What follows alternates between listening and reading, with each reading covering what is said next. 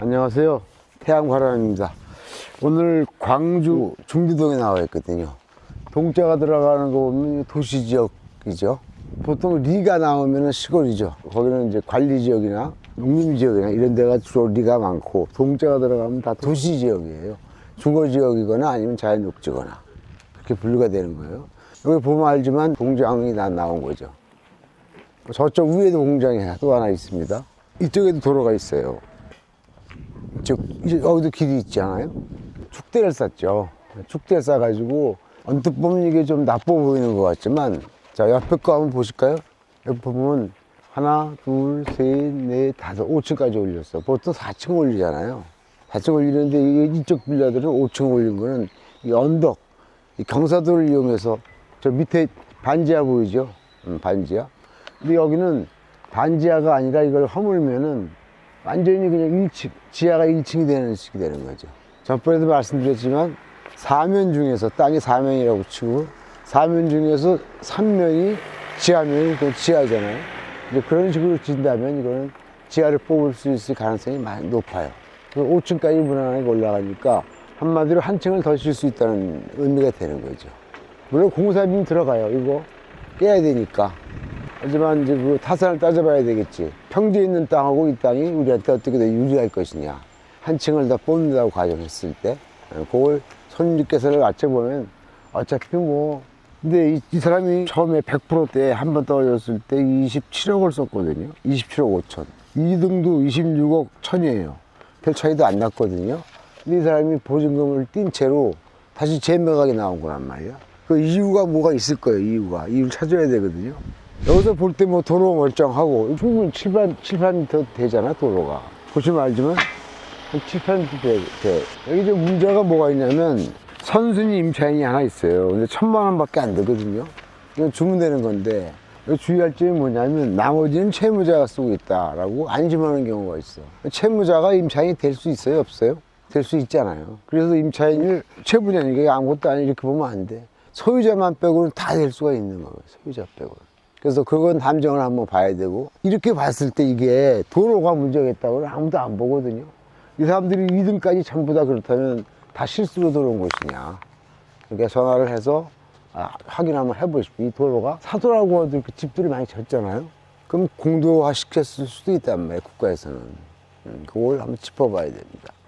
지금 남쪽이 이쪽인가요? 네, 이쪽이 남쪽. 그러니까 여기는 이 정도는 뭐 옆에 큰 산이 없기 때문에 방향은 아무데나 놓고 주면 되기 때문에 상관은 없어요. 터는 나쁜 게 아니야. 좌우에도 건물들이 또 있잖아요. 여기 좌우에. 여기 지하는 간단한 뭐 마트, 조그만 마트 있잖아요. CU 같은 거. 그런 걸 해도 저 위에까지 동네가 있으니까 아주 잘 되는 데는 아니겠지만 될 수가 있겠어요. 1층에는. 지하. 이게 1층이지만 사실은 지하죠. 그렇게 할 수 있기 때문에 도로에 문제가 없다면 투자를 할 수 있는 땅이라고 봐요. 이 동네가 한 400, 350 이렇게 가는 곳이거든요. 그럼 이 땅이 지금 얼마에 한 번 떨어져가지고 300 조금 넘죠. 조사 한번 다시 해봐야 돼. 적당히 해갖고 350, 400 그렇게 해갖고 350이면은 큰 이득이 없잖아요. 시세가 400에서 450 가져야 투자할 가치가 있는 거지. 일단 내려가다가 부동산이 하나 있거든요. 가격 좀 조사하고 오셔야 돼. 어느 팀이 조사할래요? 어느 팀? 빌라 질라고 한다고? 그런 터. 여기 한번 낙찰 받으신 분이 평당 450 정도에 낙찰 받으시고 기납하실 건데요. 근데 450 정도면 제가 파악하기는 여기 주위 토지 시세가 계획관리 기준으로 평당 한 400 정도 되는 것 같은데 조금 여기 계획관리가 아니지 않아요? 계획관리예요? 계획관리면 450이면 많이 쓴 거 아닌가? 일단 내려갈 때 한번 조사를 해봐야지.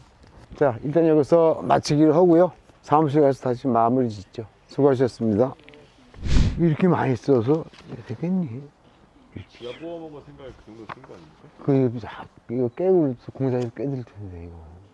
그러니까 이거 다 철거할 생각하고 했을 거 아니야. 네. 철거하고. 오늘은 좀 이렇게 하다 보니까 열 좀 받는 일이 벌어져가지고. 왜냐면 저 사진 보셨겠지만 여기가 집들이 다소 많잖아요. 빌라도 있고 또 단독도 있고 집이 많아요. 더 꼭대기로 올라가면 거기도 또 집이 있습니다. 그 언덕 위에도. 이렇게 집들이 다 형성되어 있는 곳이고 정식 8m 이상의 도로로 형성되어 있는 곳이잖아요. 그런데 이게 지목도 도로입니다. 그런데 이게 보시면 알지만 처음에 이거 금액 27억 5천까지 써서 1등을 누가 했고 좌우가 한 8명이 이걸 입찰을 했어요.